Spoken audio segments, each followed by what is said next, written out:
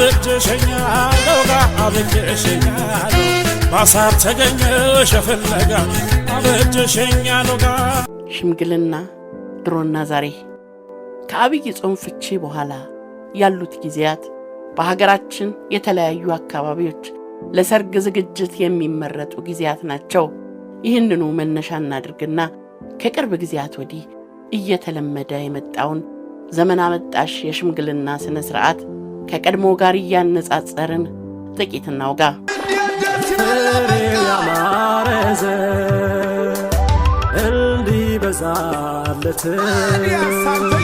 እንዲህ እንደ ዛሬው ወግና ባህላችን ሁሉ ቅጣም ባሩ ሳይጠፋ የጋብቻ ሽምግልና በሀገራችን እጅግ የተከበረ ቅዱስ ተግባር ነበር።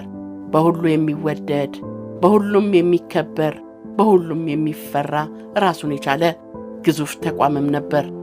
ያኔ በደጉ ዘመን ሽምግልና መንገድ የሚለቀቅለት ከተቀመጥክበት ተነስተ ለጥ ብለ እጅ የምትነሳው ታላቅ ተግባር ነበር። እናት ዓለም እንግዲህ መርቃቸዋችን ተራየ ሞቅ አድርጉት ዝምታው ምንድነው? አባቶቻችን ቤተሰብን ሲመሰርቱ ሀገርን እየመሰረቱ እንደሆነ ስለሚያውቁ ለሽምግልናውም ሆነ ለሽማግሌ መረጣው ከፍተኛ ዋጋ ይሰጣሉ። ለሽምግልና ብቁ ሆነው የሚመረጡት በእድሜም በህይወት ልምድም ጠና ያሉ ሰዎች ናቸው። በአካባቢው ባስተዋይነታቸውና በቅንነታቸው የሚታወቁና የሚከበሩ ሰዎች ነበሩ። ፈሪሃ እግዚአብሔር ያላቸው፣ የማህበረሰቡን እሴት ባህልና ወግ ጠንቅቀው የሚያውቁ፣ ተናግሮ የማሳመን ችሎታና ብልሃት ያላቸው፣ ልጁን ያሳደጉት የሰፈር ሰዎች፣ ጎረቤት፣ ዘመድ፣ የንስሐ አባት ቀልቀል ብለው ነበር ልጃችሁን ለልጃችን ብለው ሽምግልና የሚሄዱት። ወልዶ አሳድጎ አስተምሮ ካስመረቁ በኋላ ወልዶ ማለዱ ማለት ነው። ድሮ ሽምግልና በባል ዘመዶች የሚሰጥ እውነተኛ ምስክርነት ነበር። አባቶች ትዳር ጠያቂውን ልጅ ከልጅነቱ ጀምሮ እናውቀዋለን፣ አሳድገነዋል፣ ትዳሩን ለመምራት የሚያስችል የኢኮኖሚ አቅምም ሆነ የስነ ልቦና ዝግጅት አለው በማለት ስለ አስተዳደጉና ማንነቱ በኃላፊነት የሚመሰክሩበት ታላቅ ሥርዓት ነበር። ሽምግልና ሌላ ሰው የደከመበትን ሐቅ ወይም ልጅን ባደራ ተቀብሎ ለሌላ ሰው የመስጠት የውክልና ሂደት ነው። ሽምግልና እውነት ነው እና ቀናጃቸው አካላና በደረደን ወረዳው ናይ ደሞ በድሮ ሽምግልና የጮኛ ቤተሰብና ቤት ከፍተኛ ክብር ይሰጠው ነበር። ሽማግሌዎችና አጃቢዎቻቸው ወደ ቤት ሲገቡ ቁጭ በሉ ሳይባሉ አይቀመጡም። መንሾካሾክ፣ መቀለድ ወይም ከሥርዓት ውጭ የሆኑ ድርጊቶችን መፈጸም ፈጽሞ አይታሰብም ነበር። ምክንያቱም ክቡር የሆነውን የተደከመበትን የሰው ሐቅ ልውሰድ ተብሎ የሚጠየቅበት ከባድ ኃላፊነት ያለበት ስነ ስርዓት ስለሆነ ነው።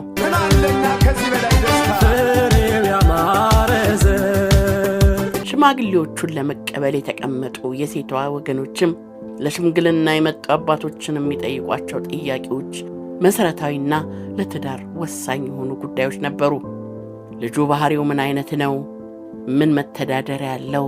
በማህበረሰብ ውስጥ ያለው ቦታስ እንዴት ነው? ቀደም ሲል ጋብቻ መስርቶ ነበር ወይ? ልጅ አለው ወይ? ተላላፊ የሆነ በሽታ አለበት ወይ? ልጃችንን ብንሰጠው እንዴት ነው የሚያስተዳድራት? ትምህርቷን እንድትቀጥል ያግዛታል ወይ? የማይጠየቅ አይነት ጥያቄ የለም። ሽማግሌዎቹ እነዚህን ጥያቄዎች በአግባቡ ለመመለስ ከፍተኛ ጥረት ያደርጋሉ። የሴቷ ወገኖች የሽማግሌዎቹን ምላሽ ከሰሙ በኋላ እስቲ በጉዳዩ ላይ ከቤተሰብ ከወዳጅ ዘመድ ጋር እንምከርበት ይሉና ቀጠሮ ይሰጣሉ።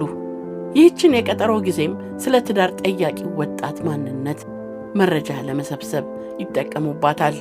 የሴቷ ወገኖች በሽማግሌዎቹ መልስ ካረኩ ሽምግልናውን አንቀበልም፣ ልጃችንንም አንሰጥም የሚል መልስ እስከ መስጠትም ይደርሱ ነበር። ይህ ጥንታዊ የማህበራዊ ትስስርና የቤተሰብ የመመስረት ሥርዓት ከጊዜ ወደ ጊዜ መልክና ቅርጹን ቀይሮ ሽምግልና የሀብት የፖለቲካና የዝና ማሳያ መድረክ እየሆነ ነው። ከቅርብ ጊዜ ወዲህ ሽምግልና በአርቲስቶች በታዋቂ ሰዎችና በሃይማኖት አባቶች ጭምር የሚተወን ቲያትር ሆኗል። ይህም ሽምግልና ክብሩን እንዲያጣና ሽማግሌ እንዳይታመን እንዲናቅ እያደረገው ነው። አሁን የሽምግልና መስፈርቱ ሁሉ ተቀይሯል። ሽምግልና የታዋቂ ሰዎች መድረክ እየሆነ መጥቷል። ሙሽራውን የሚያውቁትም የማያውቁትም ታዋቂ ሰዎች ተሰልፈው ይገኛሉ። ታዋቂነት ሁሉንም ነገር አዋቂነት የሚመስላቸው አንዳንዶች በተጠሩበት ሽምግልና ሁሉ ግር ብለው ይሄዳሉ። ሌላችሁ ብዬ መጣውን ቸኩዬ ሌላው ሁሉን ትቼ። አሁን ሙሽራው ስንት ታዋቂ ሰዎችን ያውቃል? በስንት ታዋቂ ሰዎችስ ይታጀባል? ምን ያህል ባለሀብቶች በሽምግልናው ተካተዋል? የሚለው ጉዳይ ከትዳር ጠያቂው ሰው ማንነት በላይ አሳሳቢና ወሳኝ ጉዳይ ሆኗል። እከሌ ይህንን ያህል ታዋቂ ሰዎችን ለሽምግልና ላከ፣ ለዝግጅቱ ይህንን ያህል ብር አወጣ መባል የደረጃ መለኪያ ከሆነም ሰነባብቷል።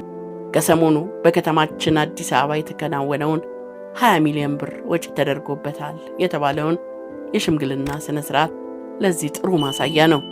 ሌላው የዘንድሮን ሽምግልና አስገራሚ የሚያደርገው ጉዳይ የሃይማኖት አባቶች ጉዳይ ነው።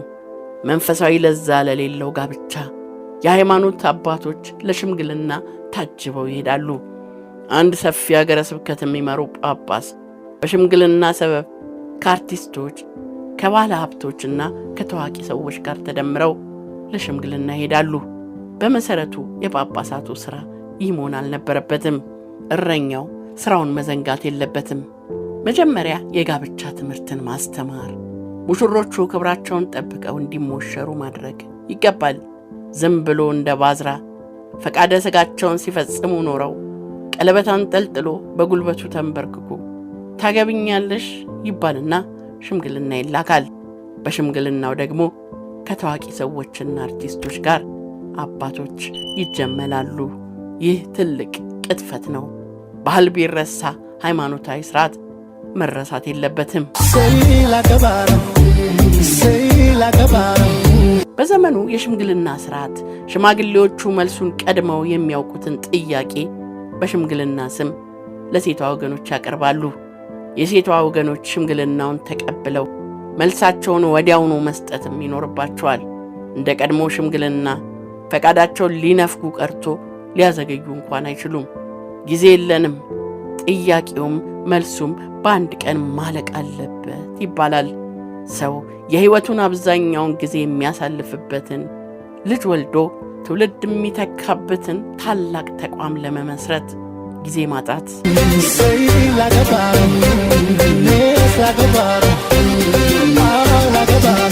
ቀድሞውኑ ሽምግልናው የሚላከው ሁለቱ ጥንዶች ለዓመታት አብረው ከኖሩ በኋላ መሆኑ የሽምግልና ዋጋና ሥርዓት ምን ድረስ እንደወረደ ማሳያ ነው።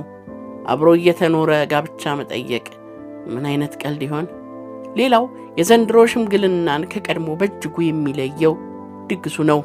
ድሮ የሴቷ ወገኖች ሽማግሌዎቹን አመላልሰው ለሚሰጡት ፈቃደ ጋብቻ ለሽምግልና የተላኩትን አባቶች ቤታቸው በአቅማቸው ደግሰው ያስተናግዳሉ።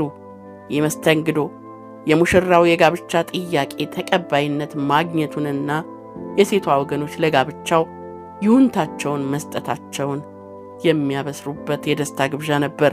እኛም ወደናል ብለን ያብስራ ጋብቻችሁ ይሁን ያብራሬ ሳራ። ዛሬስ ሽምግልና ሚሊዮን ብሮች የሚፈሱበት፣ በውድ መኪኖች በውድ አበቦች የሚታጀብበት፣ ድግሱ የሚያፎካክርበት ጊዜ ላይ ደርሷል።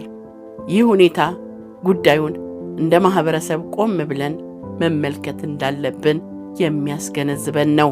አንድም ጋብቻ አዲስ ቤተሰብ መመስረቻ ተቋም እንደመሆኑ መጠን አዲሱን ቤተሰብ በጤናማ የገንዘብ አያያዝና በፍቅር ልንገነባው ይገባል። እንደ ማህበረሰብም ጋብቻ የተባለውን ትልቅ ተቋም ልንንከባከበውና በጥሩ መሰረት ላይ ልናቆመው ይገባል። ከዚህ በዘለለም ኢትዮጵያዊ ባህልና እሴታችንን ማክበርና መጠበቅም ይኖርብናል።